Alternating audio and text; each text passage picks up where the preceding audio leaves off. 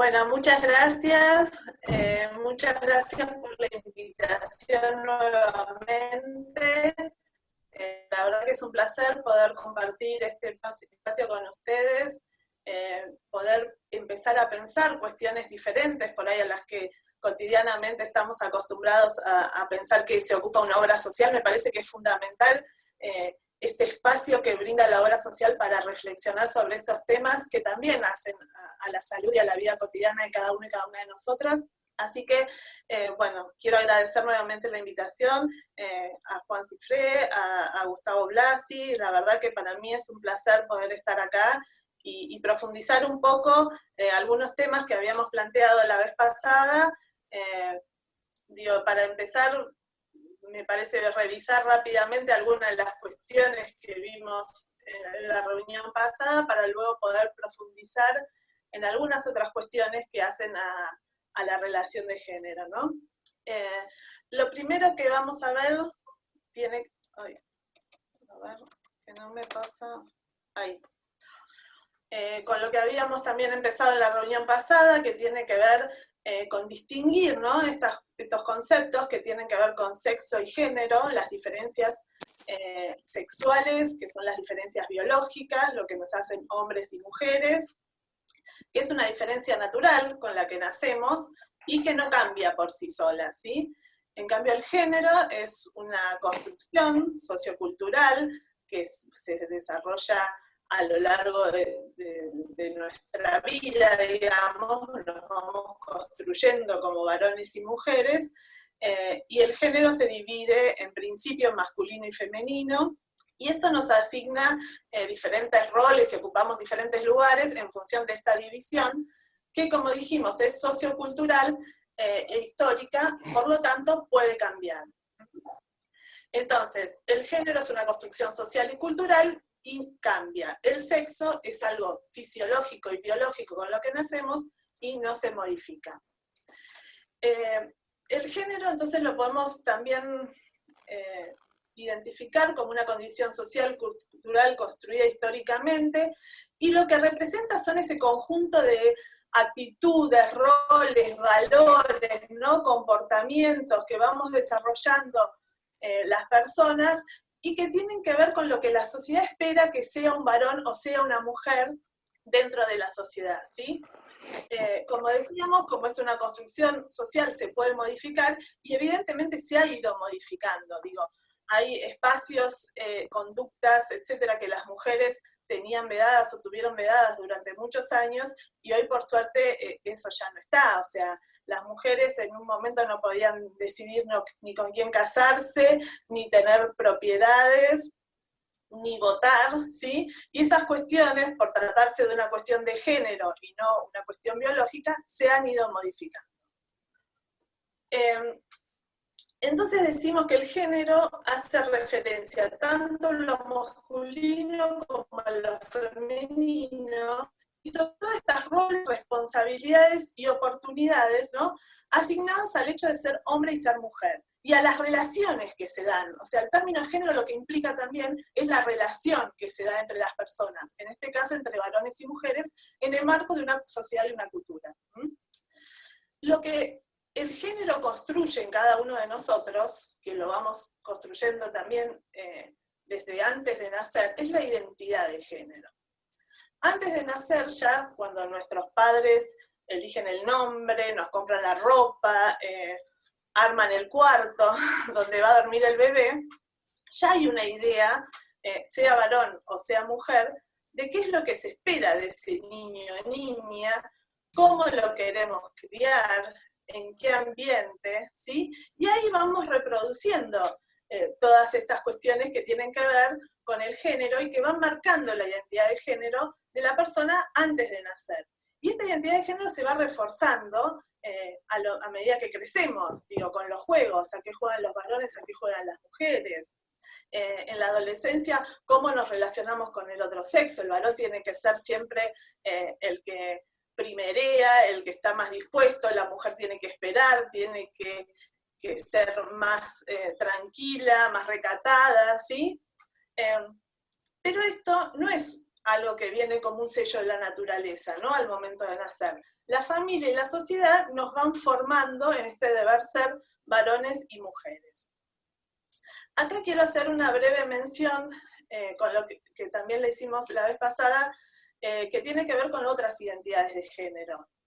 Si bien la socialización de género, o sea, estamos aprendiendo, es binaria, o sea, se divide en masculino y femenino, hay otras identidades de género que no se reconocen en esta estructura binaria, digamos, que en nuestro país por suerte están reconocidas y legalizadas, y que hoy pueden empezar a vivir de otra manera, ¿no? Pueden hacer coincidir su identidad de género y sus expectativas sin tener que circunscribirse a lo masculino y lo femenino.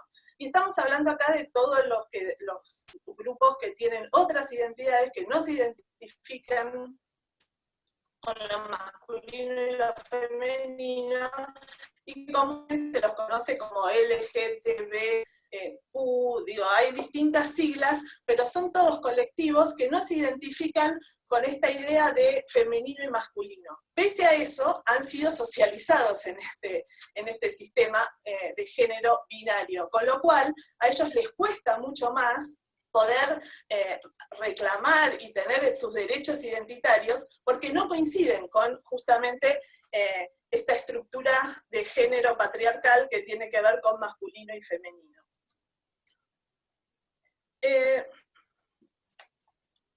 Estas identidades de género también lo que van desarrollando son comportamientos, ¿no? Nosotros aprendemos como sociedad o como grupo social determinados comportamientos. ¿Qué hacen los varones y qué hacen las mujeres? ¿Qué es femenino y qué es masculino? En los roles asignados a los hombres históricamente estuvo el rol productivo, el ser proveedor, el mantener a la familia, ¿sí?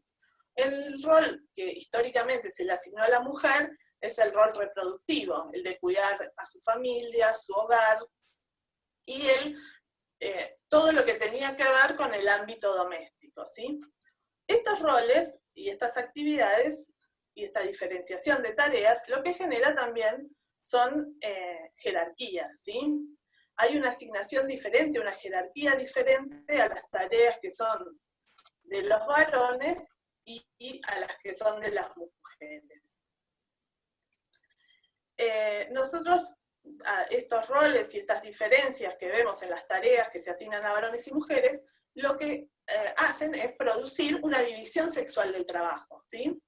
Que esta división sexual del trabajo tiene dos principios. Uno que es el principio de separación. Hay trabajos de hombres y trabajos de mujeres. Y esto se ve muy claramente, o sea, hay trabajos que tienen que ver con cuestiones que solo son para varones, aunque no sea naturalmente esto, sino que históricamente y culturalmente se construyó así. No hay un impedimento físico, fisiológico para que una mujer haga determinada tarea. Sin embargo, sigue pasando donde hay tareas que a las mujeres se las mira, digamos, como, ¿qué estás haciendo acá? Yo contaba la vez pasada la situación de una mujer piloto, que cuando uno de los pasajeros se enteró que la mujer era la que iba a manejar el avión, se quiso bajar. ¿Por qué? Por esto mismo, porque eso es un trabajo de hombres, supuestamente, ¿sí?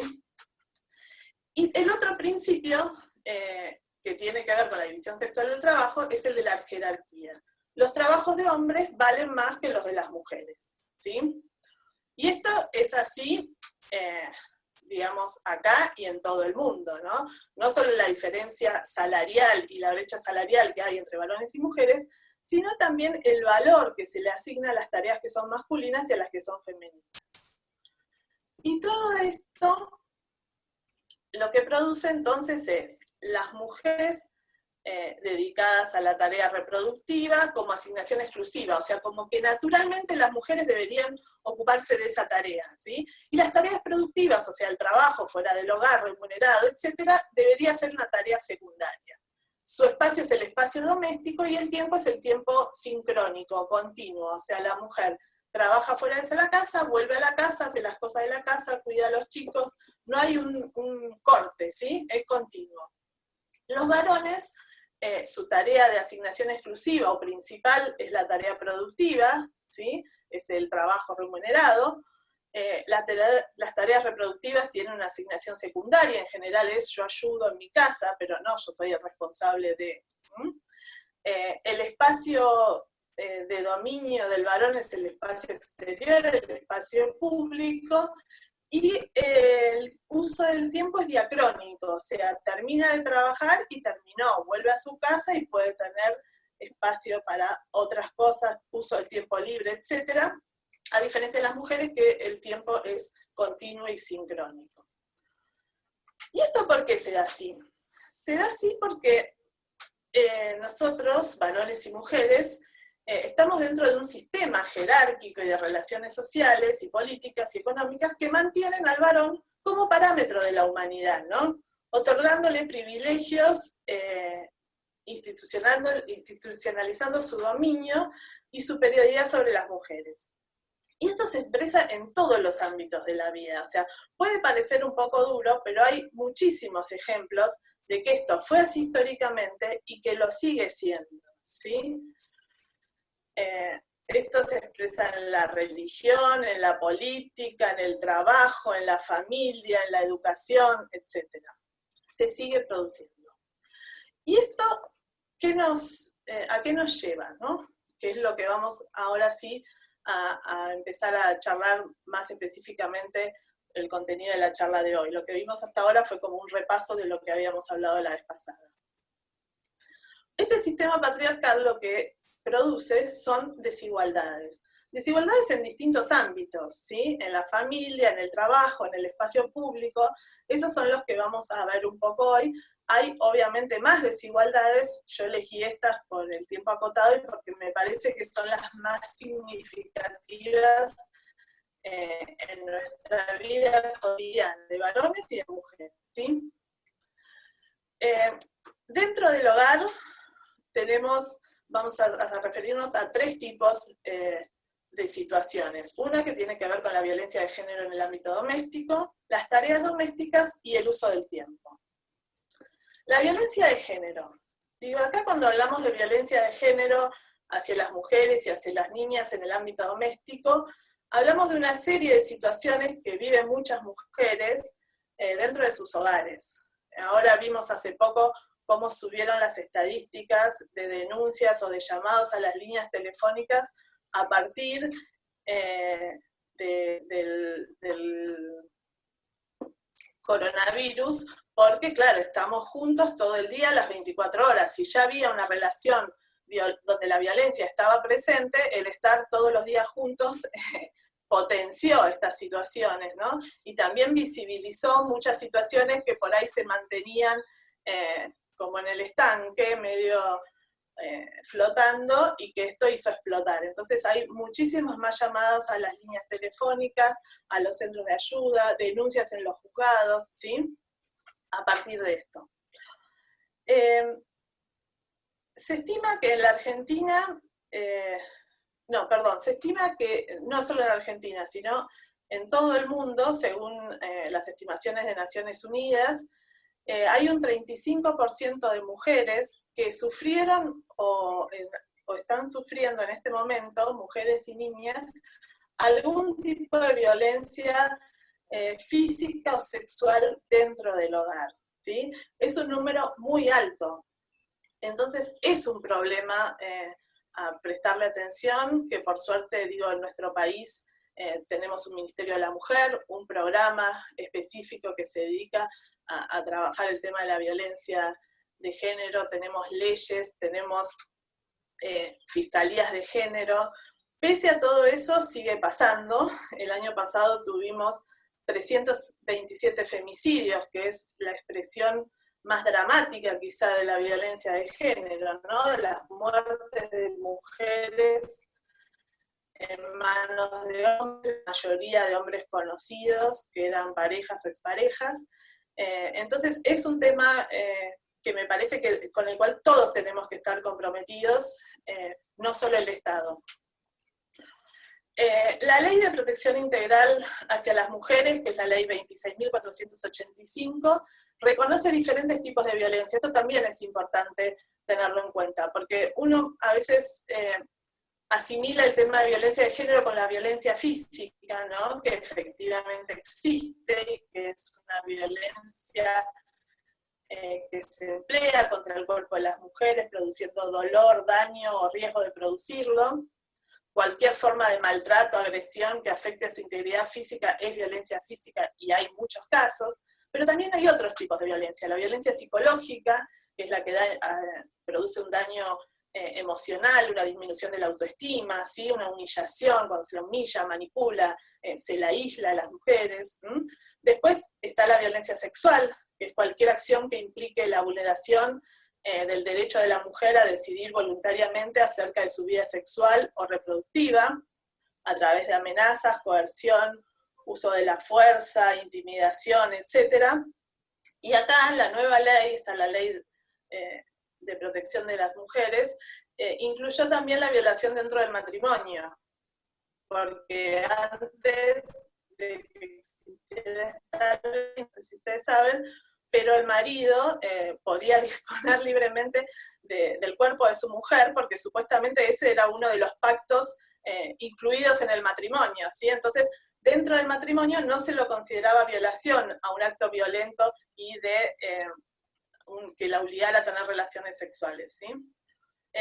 Hay otra violencia que es la económica y patrimonial, que también está muy difundida y que tiene que ver con el control de las finanzas, cuando se le niega a las mujeres el acceso al dinero o se le deja solo la plata para el día y no puede disponer más que de esa plata, cuando se la obliga a rendir cuentas de cada una de las cosas que gasta, o también cuando se apropian de sus bienes patrimoniales, ¿no? Y por último también reconoce la violencia simbólica, la ley, ¿no? Que la violencia simbólica es justamente la violencia que se da a partir de, por ejemplo, los medios de comunicación, que reproducen los modelos estereotipados de mujer, o que reducen a la mujer a un objeto de deseo del hombre, ¿sí? Digo, hay muchas publicidades en esto, también se lo criticó, por ejemplo, mucho a Tinelli cuando hacía el corte de la bikini, digo, todas esas cuestiones hoy están contempladas como violencia simbólica, y están contempladas en la ley. Otro de los temas que nosotros vamos a abordar acá tiene que ver con el trabajo no remunerado, o lo que se llama también, a ver, perdón porque tengo... Sí. O trabajo doméstico, o tareas de cuidado, ¿sí? Hay una estadística que dice que las mujeres ocupamos 29,8 horas por semana en estas tareas, mientras que los hombres 9,7. Acá hay evidentemente un desbalanceo, ¿no? En quién se ocupa de cada una de esas tareas. Y acá cuando hablamos de tareas de cuidado, hablamos de una infinidad de acciones cotidianas que se hacen casi rutinariamente, y que lo que hacen es permitir la reproducción de la vida social. Acá involucra el cuidado directo, que tiene que ver con la alimentación, la higiene, la vestimenta, la limpieza, pero también en la gestión del cuidado. Muchas veces, digo, mujeres que trabajan, tienen a alguien que les ayuda en la casa, sea un familiar o una persona a la que se le paga, pero también eso implica una tarea de logística, ¿no? Hay que dejar el almuerzo, las compras hechas para que esa persona haga la comida, hay que esperarla a que venga o esperarla a que se vaya. Digo, genera toda una serie de tareas que hay que coordinar y que también en general están a cargo de las mujeres. Y también las tareas de cuidado implican el autocuidado, que también es un tema importantísimo porque es en general un tema relegado, y que las mujeres relegan su autocuidado en pos del cuidado de todos los demás, ¿sí? Si bien el tema del trabajo no remunerado y de las políticas de cuidado es un tema que cada vez está más presente en la agenda pública, empieza a ser un tema en la agenda pública, todavía no hay ningún país que lo tenga resuelto. Sí, algunos países, sobre todo los países nórdicos, están empezando a a desarrollar, ¿no?, políticas de cuidado públicas, o sea, que lo que hacen es poder facilitar esta tarea de cuidado a través de algunas instituciones, como pueden ser los centros de primera infancia, los lugares para que acudan los adultos mayores, etcétera, y fortalecer toda esta política de cuidado que se da dentro del hogar desde el Estado también. En nuestro país todavía esto está muy incipiente, ¿no? Y en general se resuelve de dos maneras. O se mercantiliza, es decir, el que puede paga un reemplazo para el cuidado de hijos, limpieza de la casa, que lo lleven al colegio, etcétera. O si no, al interior de las familias. O sea, alguien se tiene que hacer cargo de todo esto. Cuando es al interior de la familia, en general se sobrecarga siempre a las mismas personas y que en general son las mujeres. Si bien este trabajo de cuidado es un trabajo que estuvo durante mucho tiempo invisibilizado, digo, ahora con el tema también del aislamiento y del coronavirus y de no poder salir de la casa, también se puso mucho más en agenda el tema, ¿no? Porque también en la vida cotidiana de cada uno y cada una de nosotras está mucho más visible, mucho más presente, ¿sí? Entonces, si bien, como decíamos antes, es el estar todos los días todos juntos puede producir roces, diferencias, incluso violencias, también puede ser visto desde otra manera y puede ser una oportunidad para empezar a visibilizar esto, quién hace cada tarea, cómo la hacemos, cuánto tiempo nos ocupa, y también poder reconocer y ver lo complicado que es trabajar y cuidar al mismo tiempo. Para todos los que estamos trabajando desde nuestras casas, es un continuo, ¿no? No paramos ni de trabajar, ni de cuidar, ni de limpiar, o sea, digo, y ahora está mucho más presente en todos los miembros de la familia, no solo en las mujeres. Y eso me parece que es algo para tener en cuenta e importante. Bueno, acá tenemos donde se ve claramente esto que veníamos diciendo, ¿no? El rol de la mujer en su casa, haciéndose cargo de todas las tareas domésticas, y la niña que le pregunta qué le gustaría hacer si ella viviera. Es un chiste, pero bueno, hace referencia a eso. Otro tema que está muy vinculado con el que veíamos recién, tiene que ver con el uso del tiempo. Los datos de uso del tiempo son cada vez más relevantes para el desarrollo de las políticas, o sea, cada vez se tienen más en cuenta qué tipo cómo usamos nuestro tiempo, ¿sí? Estos datos, que se obtienen en general a través de encuestas, lo que nos muestran es cuántos minutos y horas dedicamos las personas a cada una de las tareas que hacemos diariamente, que incluye el trabajo remunerado, las tareas de cuidado, el ocio y el autocuidado, ¿sí? Porque se reconoce que el bienestar de las personas o el estado pleno de salud de las personas no tiene solo que ver con la ausencia de enfermedad o con el poder tener acceso a un ingreso o un consumo, sino también en cómo ocupamos nuestro tiempo, ¿sí? Es importante. En las encuestas que se hicieron al principio sobre el tema del uso del tiempo, se medía sobre todo la actividad principal que se hacía en un determinado tiempo, ¿no? O sea, cuántas horas trabajamos, cuántas horas estamos en nuestra casa cuidando a los niños, en nuestra casa haciendo alguna tarea doméstica, pero lo que se fueron dando cuenta a partir del desarrollo de este tipo de encuestas es que se perdía mucho la tarea secundaria, porque muchas veces, y sobre todo las mujeres, hacemos más de una tarea a la vez. Entonces las nuevas encuestas del tiempo lo que están midiendo son la actividad principal, pero también las actividades secundarias. Por ejemplo, yo estoy en mi casa cocinando, pero también estoy cuidando a mis hijos, ¿sí? O estoy en mi trabajo, pero también llamo para ver si llegaron bien, si la persona que los tenía que buscar los trajo. Y todas esas son tareas secundarias que también hay que empezar a medir. En nuestro país, el INDEC en el 2013 hizo una encuesta de uso del tiempo sobre trabajo no remunerado y uso del tiempo, ¿no? La encuesta de hogares urbanos. Y ahí lo que se midió sobre todo el trabajo no remunerado, ¿sí? En 3 dimensiones, en los quehaceres domésticos, en el cuidado de las personas y en el apoyo escolar. En las 3 dimensiones, el resultado fue que las mujeres ocupaban casi el doble del tiempo que los varones, ¿sí? En estas tareas. Lo que no se midió en esta encuesta, y que sí se va a medir en la próxima que se haga, es el uso del tiempo libre, porque eso también genera desigualdades. Y eso también, digo, nosotros hoy por hoy no lo tenemos medido, cuánto tiempo dedicamos las mujeres al ocio, cuánto los varones, cuántos al autocuidado, mujeres y varones, ¿sí? Entonces es importante incluirlo. Estaba previsto que el INDEC hiciera una encuesta de este tipo a principios de este año, pero bueno, evidentemente el tema del COVID postergó todo, pero va a ser interesante poder tener esos datos para poder pensar también cómo usamos nuestro tiempo y qué consecuencias tiene ese uso del tiempo discriminado por sexo, ¿sí?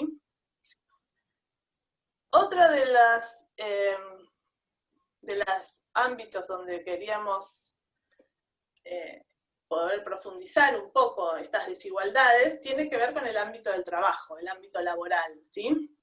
Acá vamos a ver el tema de las brechas de género, el techo de cristal o piso pegajoso, que son términos específicos que se utilizan cuando se habla de la inserción de la mujer a la vida de trabajo en la vida pública, y el maltrato y acoso laboral. Con respecto a las brechas de género, digo, las mujeres que tienen la posibilidad de participar en el mercado laboral, que en general son menos que los varones, tienen una incorporación, primero, menor y además diferencial. ¿Por qué? Porque en general ocupan cargos de menor jerarquía y tienen que trabajar para conseguir el mismo salario más horas muchas veces, ¿sí? Entonces, lo que vemos es que las posibilidades de las mujeres en el mercado laboral son todavía sustancialmente inferiores que las de los hombres. Y a la vez forman parte de la fuerza de trabajo, las que forman parte de la fuerza de trabajo también tienen menos posibilidades que los hombres de encontrar un empleo. O sea, el desempleo es mayor en las mujeres que en los varones, ¿sí? Y el acceso a cargos más de jerarquía sigue siendo muchísimo menor en las mujeres que en los varones. A partir de esto, podemos ver que la tasa femenina de actividad, o sea, la tasa de trabajo femenina es del 58%, mientras que que tiene trabajo o que busca trabajo, ¿no? Mientras que los varones es del 80%, hay una diferencia importante. Incluso también otra de las diferencias en la trayectoria tiene que ver con cuando las mujeres se logran insertar en el mercado de trabajo, están más expuestas al desempleo. En general, digo, el 11% de las mujeres están desempleadas. No estoy hablando del momento actual de la Argentina, sino en términos generales, ¿no? Y los varones el 8%. La subocupación, también las mujeres el 13% y los varones el 9%, y la informalidad laboral, que es otra de las cuestiones también en las cuales hay brecha de género, tenemos que las mujeres tienen un 36% de informalidad laboral, mientras que los varones un 31%. Estos son datos del 2018 de la encuesta permanente de hogares. Por eso aclaro que no es este momento, que probablemente esas cifras sean diferentes, ¿sí? Las mujeres que logran incluso sostenerse en el mercado laboral y desarrollar sus trayectorias en el mercado laboral, también tienen una brecha de género con acceso a los puestos de decisión, a la jerarquía más alta de la pirámide laboral, ¿sí? Esto se denomina en la jerga feminista, y ahora ya más difundido, techo de cristal, que se refiere a todas las barreras invisibles que encuentran las mujeres a la hora de abrirse camino en su carrera profesional. y de ir progresando hacia cargos de mayor responsabilidad. No se trata de un obstáculo legal, no es algo que lo prohíba, sino más que nada tiene que ver con las posibilidades que se ven cercenadas por distintos prejuicios, digo, porque las mujeres como tienen hijos y están embarazadas se van a retirar y van a ser menos productivas, como tienen que cuidar a sus hijos, van a ocupar menos responsablemente del trabajo afuera, digo, son todos prejuicios que todavía hoy siguen existiendo y que marcan y muy nítidamente este techo de cristal. Digo, en cualquier organización pública, privada, religiosa, lo que fuera que analicemos la pirámide, cómo se estructura, siempre vamos a ver que las mujeres son mayoría en las bases y muy pocas mujeres llegan a la cumbre de la pirámide, ¿sí? Otra de las cuestiones tiene que ver con el piso pegajoso, que es otro término que también se utiliza, y que se refiere a las tareas de cuidado y la vida familiar que veíamos recién, que tradicionalmente se le asignan a las mujeres, y por lo que a las mujeres les cuesta mucho más salir de ese espacio al que supuestamente es natural para ellas, y existe mucha presión muchas veces, sobre todo las mujeres que son madres, presión y sentimiento de culpa, ¿no? ¿Cómo dejas a tus hijos tan chiquitos en tu casa y te vas a trabajar? ¿Cómo no te ocupás de tu casa, de la educación de tus hijos, aunque te ocupes? Pero digo, esos prejuicios que en general se plantean y se nos plantean a todas las mujeres que trabajamos y que tenemos hijos, sobre todo hijos pequeños, al momento de tomar la decisión de dónde voy a trabajar, cuántas horas, cómo, etcétera. Que no es solo una cuestión económica, sino toda una cuestión y una carga y un peso que tienen las mujeres y un sentimiento de culpa muchas veces por esta cuestión de esta doble tarea, ¿no? De ser las reproductoras de las condiciones de vida en la casa y también ir a trabajar afuera de la casa. Otra de las cuestiones que también se plantean son lo que se llama paredes de cristal, que esto tiene que ver con, así como decíamos, el techo de cristal, las paredes de cristal que están como al costado, son muros invisibles que lo que hacen es segmentar su desarrollo educativo y profesional, ¿no? Y concentrando a las mujeres en determinadas profesiones o determinadas trabajos o determinadas carreras, ¿sí? Entonces, digo, por ejemplo, la educación universitaria de nuestro país, 6 de cada 10 mujeres, de cada 10 estudiantes son mujeres.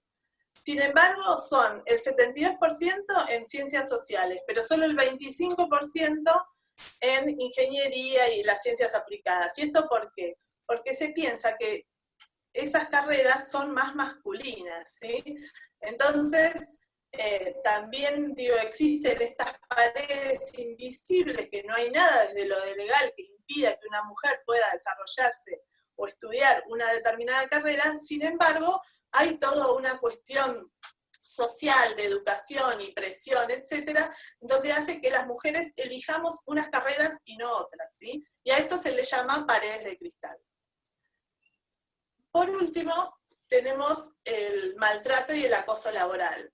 Si bien, digo, la Organización Internacional del Trabajo, la OIT, define el acoso laboral como la acción verbal o psicológica de índole sistemática, repetida, persistente, por la que en el lugar del trabajo o en conexión con el trabajo, una persona o grupo de personas hiere a una víctima, la humilla, la ofende o la amedrenta. Esto es en términos generales y es igual para varones y mujeres. Nosotros sabemos que el maltrato y el acoso laboral existe tanto para varones como para mujeres. Sin embargo, las mujeres están significativamente más expuestas al acoso laboral y muchísimo más todavía al acoso sexual. El tema de acoso laboral en general, las estadísticas que hay marcan como un 60-65% de las denuncias son efectuadas por mujeres. Y en el caso del acoso sexual, mucho más alto. En general es como el 85, casi 90%, ¿sí? El hostigamiento laboral y el acoso sexual, entonces, en el trabajo son expresiones... Hola, ¿se escucha?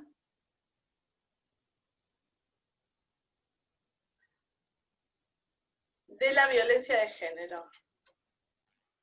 Sí, Flor, se escucha, ¿eh? Perfecto, no, porque hubo como un ruido raro y no sabía si se seguía escuchando.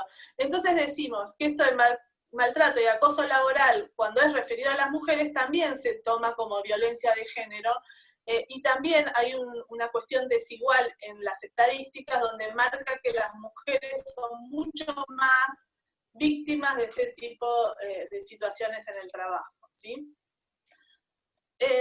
Ahora nos vamos a referir al espacio, al uso del espacio público, el tránsito por la vía pública, digo que eso Perdón, también... Flor. Hola, Sí, Flor, ¿me escuchás? sí, te Buen escucho. día a todos, soy Gustavo Blasi. Flor, tenemos en el chat varios compañeros que dicen que se les entrecorta el audio por momentos, y eso puede ser un tema de la conexión de internet tuya. Fíjate quizás si cerrás el video tuyo, ¿sí? Deberías continuar pudiendo mostrar los slides en pantalla Ahí. compartida, si ahí se ve, y a ver si de esa manera, con un poco de tráfico de datos menor, podemos mejorar el audio. ¿Sí? Después volver, no hay problema, pero parece que está medio baja la Sí, conexión. sí, ningún problema. Ahí se te escucha Solo bárbaro igual avísame si... y estamos viendo en la pantalla los últimos slides. ¿Sí? Perfecto, solo avísame si hay algún problema, si paro y vuelvo por las... Así todo, mira, sin la imagen, lo último que acabas de decir quedó medio. Así que vamos a avanzar porque estas son algunas de las cuestiones que tenemos con la tecnología hoy en día, que a veces pasa esto y son ratos en los que anda un poco mejor o un poco peor. Sigamos probando. Adelante. Bueno, Gracias. decía que otro de los ámbitos en los que también se suscitan algunas cuestiones de desigualdades es Ahí en se el escucha bien. tránsito. Movete tranquila porque ahí se escucha bien. Manejate tranquila. Perfecto, gracias. Es en el tránsito y el uso del espacio público, ¿sí? Acá hay diferentes cuestiones. La primera tiene que ver con el... Ay, ahora lo que no se me mueve es el... Ay, con el acoso callejero, ¿no? Para muchas mujeres, transitar por la calle no es una tarea fácil, ¿no? No importa cómo vaya vestida, ni a dónde vaya, ni a qué hora, porque el acoso siempre está. En la Argentina hay una encuesta que se hizo, y ustedes por ahí habrán visto los resultados que están publicados en el CONTE, donde indica que casi el 100% de las mujeres sufrió en algún momento de su vida una situación de acoso callejero, ¿sí? Esto en la Ciudad de Buenos Aires era considerado y es considerado una contravención, pero recién en el 2019 se incorporó como una de las formas de violencia a la ley de violencia de género, y entonces, digo, es algo que por ahí estaba naturalizado y a lo que estábamos acostumbradas todas las mujeres. Sin embargo, hoy es una contravención y es una de violencia, ¿sí? Digo, acá, sobre todo, a todas las mujeres, pero muchas veces a las adolescentes, a las chicas más chicas, estas situaciones las pueden traumatizar, ¿sí? Muchas veces, eh, digo, transitan por otras calles para no pasar por un lugar que saben que les van a gritar cosas, o prefieren ir en grupo y no solas por este mismo problema. Entonces es una situación a tener en cuenta y una de las cuestiones que vivimos todas las mujeres cotidianamente. Por otro lado, está también el tema de la violencia sexual, donde ya no es acoso o algo que te dicen, sino una cuestión que tiene que ver ya con una agresión física, y específicamente con la situación de violencia sexual o violaciones. Hay datos que señalan que en Ciudad de Buenos Aires y conurbano se producen unas 30, 40 violaciones por semana a chicas menores de 18 años. Estas violaciones en general no se denuncian porque generan sentido de culpa, porque no va a pasar nada, porque no vi quién lo hizo, etc. Una encuesta que se realizó en Argentina junto con UNIFEM en el 2017 indicó que casi el 80% de estos casos de violaciones no eran denunciados, ¿sí? Entonces, digo, es un tema que todavía hoy sigue siendo muy complicado y que efectivamente ubica a las mujeres, ubica como el espacio público peligroso para las mujeres, ¿sí? Y por último está el uso del espacio público. Que acá tenemos, por un lado, lo que tiene que ver con ciudades seguras, o sea, todas las medidas que se toman para evitar esto que decíamos antes, ¿no? La inseguridad al transitar la ciudad, que tiene que ver con poder tener buena luminaria, tener paradas de colectivos en los lugares específicos y que los colectivos paren, poder tener una infraestructura urbana que permita un tránsito seguro por la ciudad, ¿sí? Unas veredas transitables, que tiene que ver con la seguridad y también tiene que ver con el poder transitar, o sea, las mujeres en general son las que por ahí llevan a sus hijos en cochecito y cuando está la vereda toda rota no podemos ni pasar por esa calle. Digo, hay muchas situaciones de la vida cotidiana que se ven dificultadas o que tienen barreras de accesibilidad para las mujeres en la cuestión de la infraestructura del espacio público, ¿sí? También los horarios de las oficinas públicas, por ejemplo, donde en muchos países se logró ampliar ese horario, porque por ejemplo los centros de salud atienden solo de mañana, entonces las mujeres que trabajan no pueden ir y llevar a sus hijos, si tuvieran que hacer un tratamiento todas las semanas, a ese lugar porque coincide con su horario de trabajo. Digo, bueno, hay un montón de cuestiones de flexibilizaciones necesarias para las mujeres en la vida pública que hay que empezar a tener en cuenta y a pensar en la planificación cuando se planifican las ciudades y cuando se planifican todo lo que tiene que ver con el uso de los servicios públicos, ¿sí? También hay un estudio interesante que habla de cómo se desplazan las mujeres en las ciudades. Las mujeres en general tienen un desplazamiento, dicen los arquitectos, de tipo poligonal. Esto quiere decir que enlazan distintos recorridos para realizar distintas funciones, de la casa al colegio, del colegio al trabajo, del trabajo al supermercado, del supermercado de nuevo al colegio, de nuevo a la casa, ¿sí? Entonces como que hacen un recorrido diferente al que hacen los varones, que los arquitectos dicen que hace un recorrido de tipo pendular, de la casa al trabajo y del trabajo a casa. Entonces también acá hay que tener en cuenta eso, cómo transitan las mujeres el espacio público y las necesidades que tienen para ese tránsito. Todas estas ideas que veníamos charlando,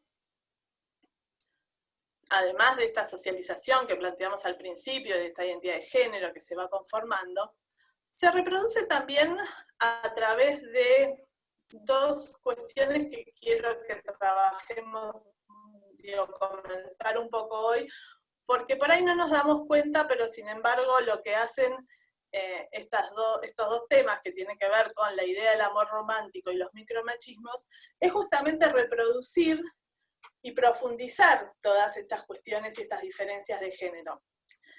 El amor romántico, y acá no hay que estar en contra del amor, ni del romanticismo, ni nada de eso, sino de las consecuencias que tiene pensar que el amor romántico es un sentimiento obligatorio para todos, que el amor todo lo puede, que cualquier cosa, se puede hacer cualquier cosa por la persona amada,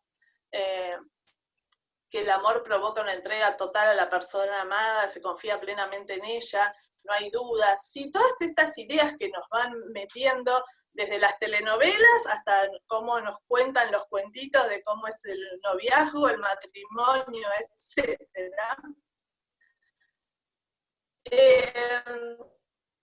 Nos hace creer que las personas tenemos que cumplir que con la persona con la cual, digo, tenemos que vivir o convivir o desarrollar nuestra vida y nuestra relación amorosa, tiene que cumplir todas las expectativas y anhelos de vida, ¿no? Y que amar es amar hasta la eternidad, hasta el infinito, etc. Y esto muchas veces lo que produce no es amor, es daño, ¿sí? Daño porque muchas veces se pone por delante esta idea de amor romántico antes de los propios deseos, de las propias necesidades. Entonces, es importante saber que todas estas cuestiones, que si bien parecen inofensivas y que no tienen repercusión ni tienen consecuencias en nuestra vida, en realidad la tienen, ¿sí? Yo hace un tiempo hice un estudio en adolescentes, donde vimos las relaciones de pareja, y preguntábamos, ¿no?, sobre este tema del amor romántico, y nosotros pensamos cuando hacíamos el estudio que seguramente esto era un tema más de gente más grande, que los chicos se relacionaban de manera diferente, que había otras expectativas, etc. Sin embargo, por ejemplo, cuando le preguntábamos sobre si cuando te enamorás solo querés estar con la persona amada y prescindir de las amistades y de todos los demás, y que solo importa esa persona, más del 50% decían que era así, que estaban de acuerdo con eso, que no necesitaban a nadie más que a la persona amada, ¿sí? O cuando preguntábamos, cuando una persona se enamora, pierde la razón. También, casi el 40% estaba de acuerdo con eso y lo justificaba. Con lo cual, esto lo que da pie es, muchas veces, a como decíamos antes, bueno, perdió la cabeza, fue violento, no me dejó salir. Todas esas cuestiones que parecen quizá inofensivas al principio, en el noviazgo, terminan siendo las relaciones violentas que nosotros veíamos, que padecen casi el 35% de las mujeres. Entonces esta idea de amor romántico no es estar en contra del amor ni del romanticismo, sino poder tomar las propias decisiones, ser libres para tomar esas decisiones, y no que la cultura nos imponga cómo tiene que hacer las relaciones entre varones y mujeres, las relaciones románticas entre varones y mujeres. Bueno, acá hay algunas cuestiones que vemos, ¿no?, de lo que decíamos, el amor todo lo puede, sin ti no soy nada. Todas esas frases que nosotros las vamos escuchando y repitiendo muchas veces, y creemos que finalmente es eso el amor romántico, ¿no? Y no compartir libremente la vida, los deseos, las expectativas. El tema de los celos, ¿no?, que los celos demuestran amor. Bueno, ¿hasta dónde demuestran amor? Si me estoy guardando la libertad, si yo no puedo ser yo por miedo a que me digan algo, o a que se ponga celoso, o a que, digo, todas esas son las cuestiones que se van transmitiendo a través de esta idea del amor romántico y que es necesario revisar un poco. El otro de los temas son los micromachismos.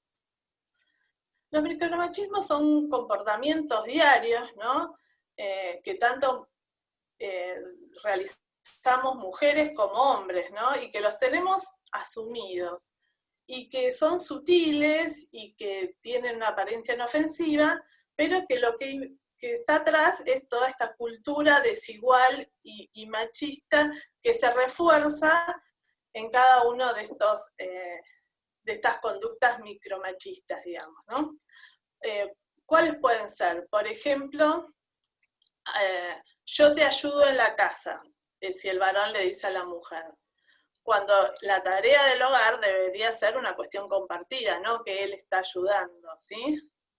O todas esas cuestiones que a veces se le dicen a las mujeres para disminuir su poder de decisión, o hacerle sentir culpa, ¿no? Como vos sos una histérica, o sos demasiado emocional, o cuando un varón no deja a su mujer que cuente una anécdota y él la interrumpe y es él el que la quiere contar, porque él lo hace mejor. Digo, todas esas cuestiones que cotidianamente las vivimos y las reproducimos todos, pero que es importante empezar a prestarle atención, ¿no?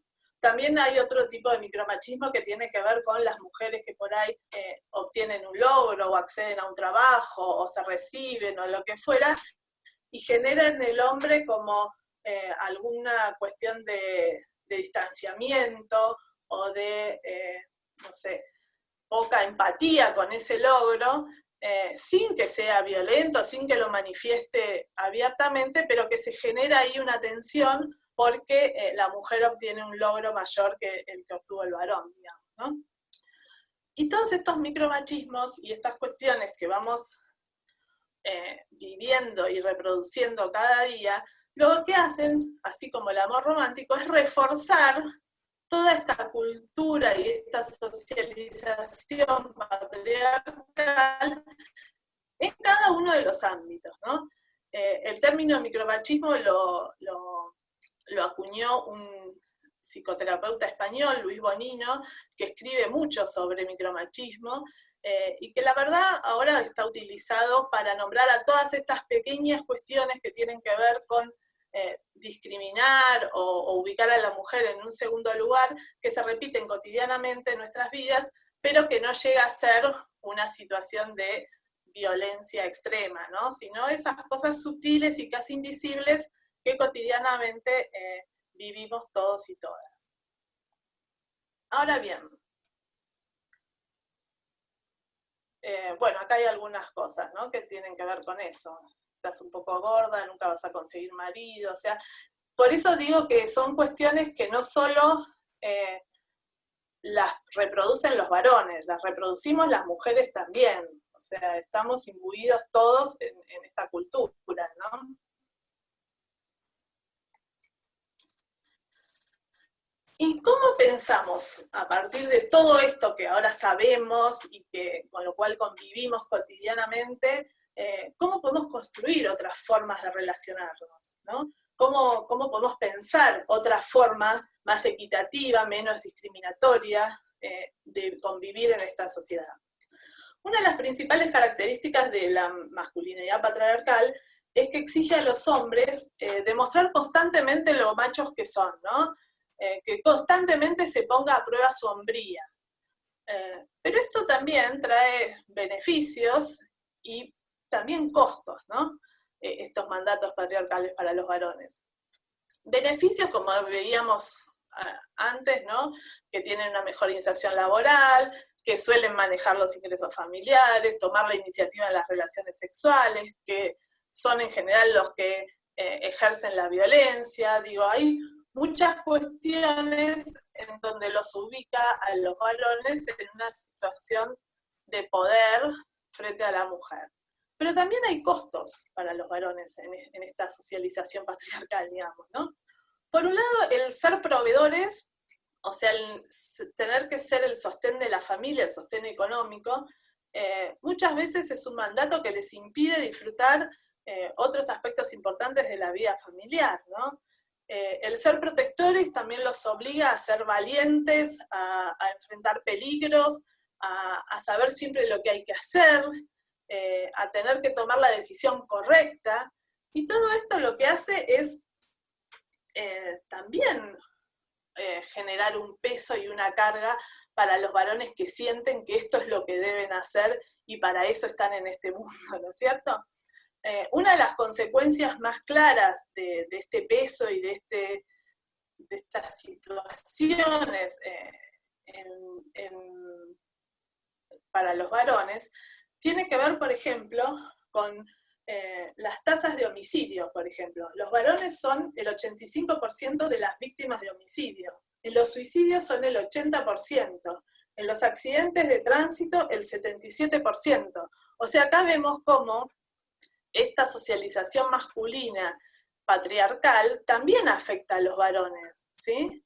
Y cómo también ellos, hay espacios en los que son mayoría y en los que tienen problemas para poder desarrollarse libremente. Ante esta propuesta, ante esta situación, digo, la propuesta es pensar nuevas formas de ser varones y nuevas formas de relacionarse varones y mujeres. Cada vez más hombres plantean que no se sienten cómodos con este papel de machos y que no están dispuestos a asumir lo que exigen los mandatos patriarcales, y que quieren poder expresar sus emociones, sus deseos, sus problemas, sin que esto les implique ser menos hombres.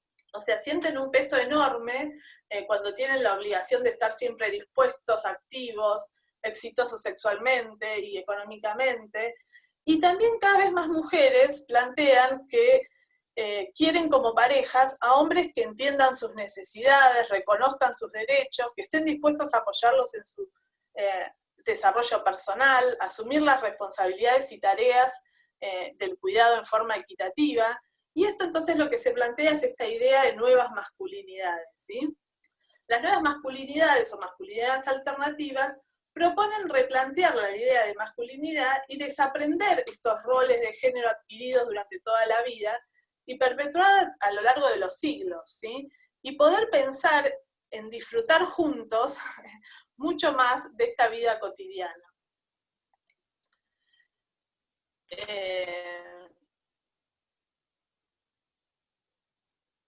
Nosotros decimos cómo se puede hacer esto, ¿no? ¿Cómo podemos varones y mujeres iniciar este proceso? Por un lado, revisando constantemente estos modelos de masculinidad para no caer en engaños patriarcales y los mandatos, etcétera, poder revisar esos mandatos y ver con cuáles, digo, muchos con los cuales por ahí podemos estar de acuerdo, pero muchos otros no. Y ver también esos con los que estamos y no estamos de acuerdo, cómo afectan a nuestra vida cotidiana. Poder escuchar y expresar los sentimientos ante cada situación de la vida, ¿sí? Ser sensibles y estar atentos a las necesidades y sentimientos de las personas que nos rodean. No ser cómplices ni observadores pasivos de situaciones de violencia hacia las mujeres, niños, niñas y otros hombres. Respetar y contribuir al desarrollo de las mujeres. Nunca utilizar la violencia para resolver los conflictos. Tratar en cada momento de mejorar la comunicación y pedir ayuda cuando las situaciones resulten complejas, y sobre todo estar presentes en la crianza y educación de los hijos, y estar presentes corresponsablemente, no estar presentes subsidiariamente, ¿sí? Entonces, bueno, nosotros acá digo, hay una figura de un varón con todas estas nuevas talentos, virtudes, etcétera, que debería desarrollar un varón dentro de las nuevas masculinidades, ¿no? No ser violento, expresar los sentimientos, equitativo, afectivo, etcétera. Y acá quiero decir que en esta circunstancia, ¿no? Donde nosotros estamos obligados y obligadas a permanecer en el hogar por una situación obviamente externa a nosotros, ¿no? Es una situación de fuerza mayor que nos obliga a estar en nuestras casas, que es el espacio que históricamente fue de las mujeres. Es un momento también de oportunidad para repensar y replantear todas estas situaciones que vinimos viendo. O sea, el momento que estamos viviendo, que puede generar conflictos, problemas, y todo lo que ya vinimos diciendo que puede generar el aislamiento dentro de la casa, el convivir las 24 horas, también es una oportunidad, yo creo, importante para poder empezar a pensar estas cosas, a revalorizar ciertas tareas, y a poder llegar a otros acuerdos, ¿no? Dentro de la familia y del hogar, y acuerdos que se puedan mantener incluso después de terminar la cuarentena, ¿no? Es un desafío grande, pero creo que vale la pena, y que muchos varones están transitando este camino que lo que va a hacer es que cada día puedan estar más cerca de lo que quieren ser y no de lo que les imponen desde afuera. Y eso va a ser un beneficio para los varones y para las mujeres, ¿sí? Y es un cambio que lo tenemos que hacer juntos, obviamente, y acompañarlos y acompañarnos.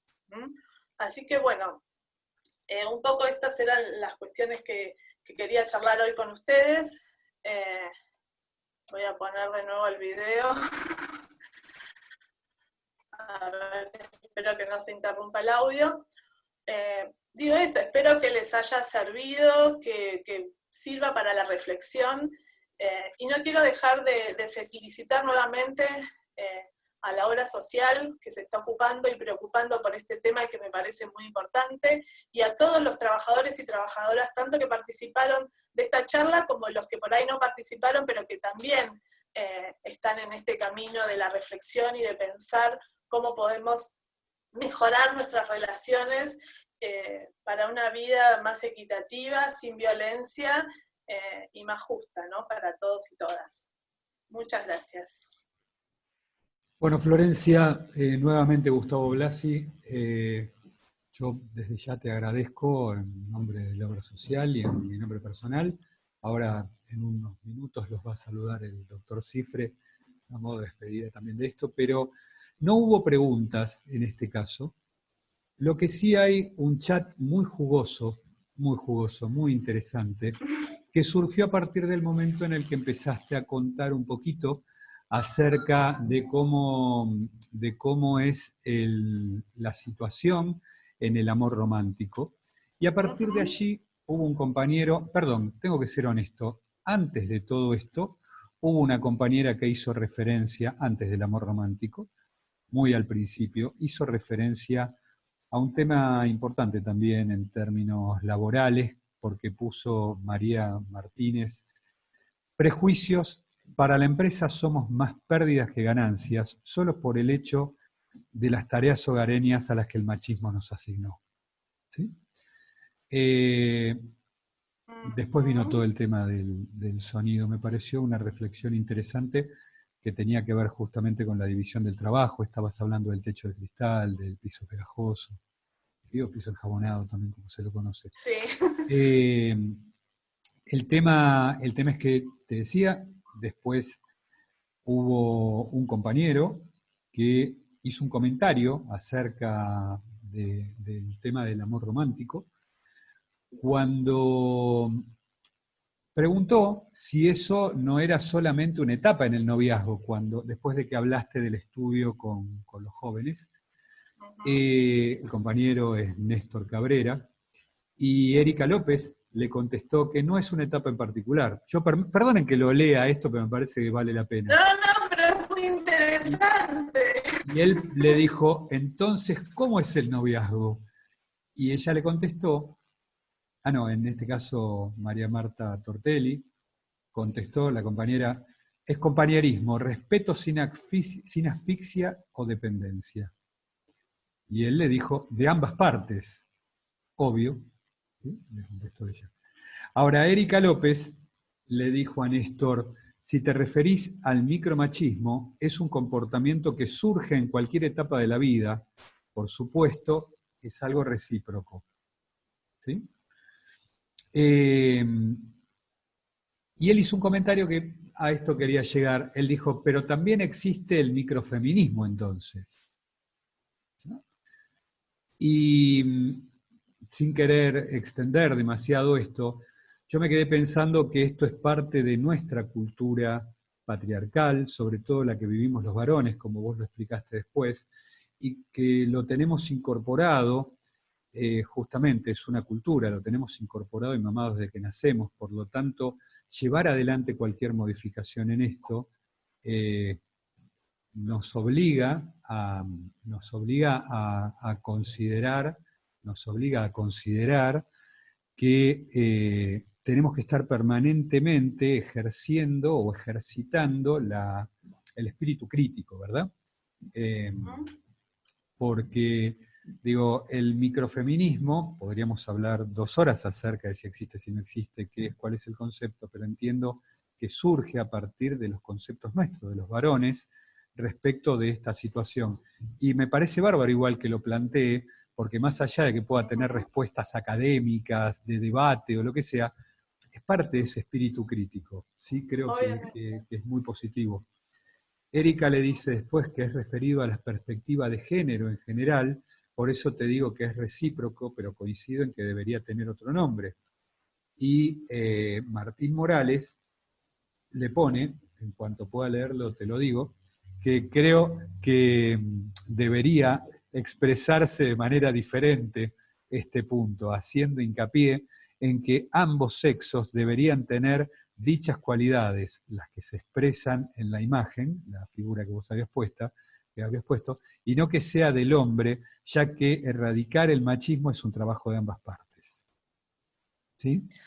Yo creo que eso es, digo, no sé si se entendió de esa manera, pero es lo que siempre intentamos hacer, y también por eso las convocatorias, digo, no es a mujeres para que revean su cuestión de sometimiento, sino es el compartir mujeres y varones estas situaciones para ver cómo mejoramos todos y todas en nuestras relaciones, ¿no?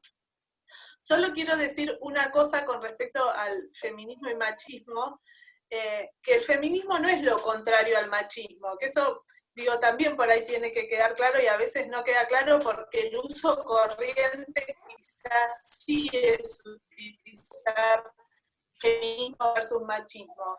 El feminismo lo que trata es, o por lo menos el feminismo al que yo adhiero, digamos, es lograr una equidad entre varones y mujeres, no una superioridad de las mujeres sobre los varones, ¿sí? Que sí es lo que pretende el machismo.